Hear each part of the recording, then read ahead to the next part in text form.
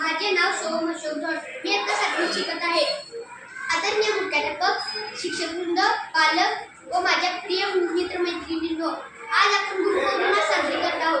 हा दिवस गुरूंसाठी खूप खास व महत्त्वाचा असतो.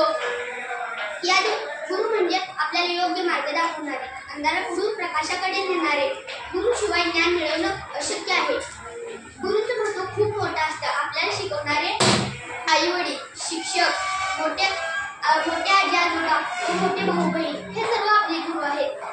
ते आपल्याला चांगल्या गोष्टी शिकवतात, चांगले संस्कार देतात व मोठे होण्यासाठी मदत करतात. गुरुपौर्णिमेच्या दिवशी आपण आपल्या शिक्षकांचे आभार मानतो व त्यांना प्रणाम करतो.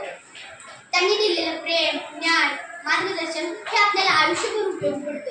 आज आपण असा संकल्प करूया की आपण चांगले विद्यार्थी होऊ, शिक्षकांचा आदर करू,